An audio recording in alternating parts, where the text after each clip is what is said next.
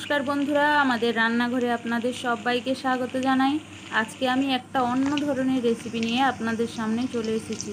তো চলুন দেখা যাক ওটা কি রেসিপি। মাছ দিয়ে বানিয়েছি, খেতেও কিন্তু খুবই ভালো হয়েছিল, খুব অসাধারণ হয়েছিল। আমার ননদের বায়নাতে এটা বানিয়েছিলাম। তো চলুন শুরু করা যাক কীভাবে এই রেসিপিটা আমি বানিয়েছি।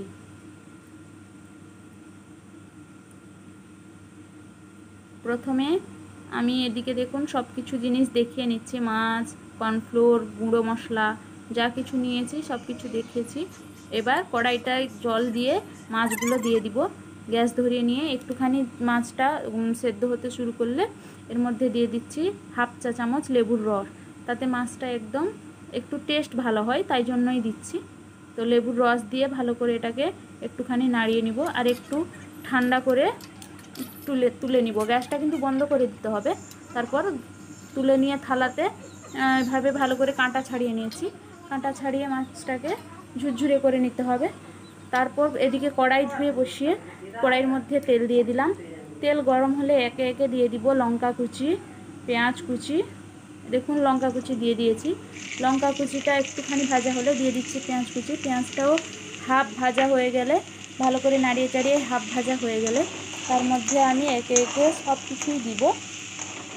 এই দেখুন হাফ ভাজা আমার হয়ে এসছে। এবার এর মধ্যে দিয়ে দিব হচ্ছে রসুন, থেতো করে রাখা রসুন। পুরো বাটা লাগবে না, একটু থেতো করে বা গ্রেট করে রাখা রসুনটাই এর মধ্যে আমি দিয়ে দিচ্ছি। সেটাও হাফ ভাজা হয়ে গেলে এবার দিয়ে দিচ্ছি আদাটাও আপনারা থেতো করে রাখতে পারেন, একটু গ্রেট করেও রাখতে পারেন, খুব ভালো হয়। একদম মিহিটা থেকে একটু মানে কি বলে ঠিক বুঝতে পারি না আমি সেটাকে কি বলে, একটু গ্রেট করা জিনিস হলেই ভালো হয়।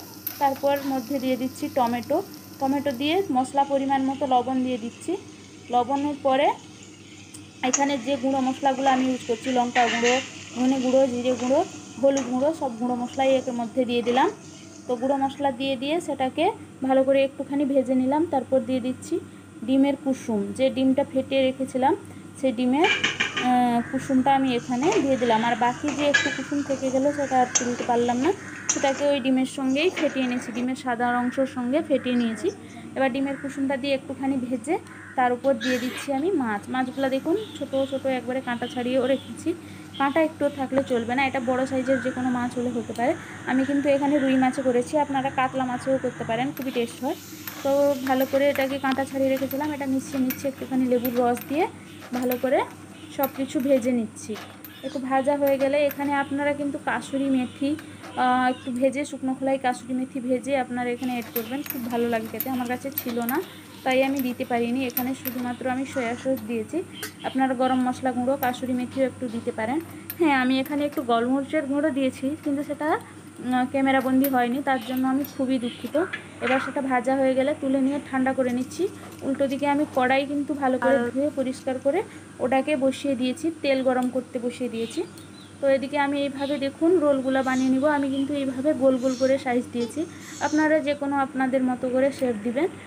তারপর আমি এই যে কর্নফ্লাওয়ারটা নিয়েছিলাম, কর্নফ্লাওয়ারটা একটুখানি জল দিয়ে একটু গাঢ় করেই মেখে নিচ্ছি, একদম পাতলা করলে হবে না, একটু হালকা গাঢ় থাকবে। কর্নফ্লাওয়ারটা দিলে খেতে কিন্তু খুব মুচমুচে হয়, ওই জন্যই। তারপর হাতের কাছে যেরকম যেটার পর যেটাতে ডুবাবো সেইভাবে আমি রেডি করে নিলাম। এখানে সবাই বেকগ্রামস ভাববে এটাকে, কিন্তু এটা বেকগ্রামস নয়, এটা হচ্ছে ম্যাগি। 2টা 10 টাকার ম্যাগি প্যাকেট এনেছিলাম, সেটাই গুঁড়ো করে আমি এখানে রেখেছি। পুরো গুঁড়ো না, একটু খাপচা খাপচা থাকবে, মানে একটু খালি রোয়া রোয়া ব্যাপারটা থাকবে, ওইভাবে গুঁড়ো করে সবগুলো কোট করে নিয়েছি। এবার একে একে গরম তেলে দিয়ে ছাড়বো। তেলটা একদম ভালো করে গরম করে নিতে হবে, তারপরে গ্যাসটা সিম করে এভাবে এক এক করে ভেজে নিয়ে টমেটো সসের সঙ্গে সার্ভ করলে খেতে কিন্তু খুবই ভালো লাগে। আপনারাও বানিয়ে দেখুন বাড়িতে, দেখবেন খেতে কিন্তু খুব ভালো লাগবে। নামটা আমি দিইনি, আপনারাই কমেন্ট করুন। আমার রেসিপিটা যদি আপনাদের ভালো লেগে থাকে প্লিজ লাইক কমেন্ট শেয়ার করবেন, আর অবশ্যই চ্যানেলটাকে সাবস্ক্রাইব করে পাশে থাকবেন। আপনাদের ভালোবাসার অপেক্ষায় রইলাম।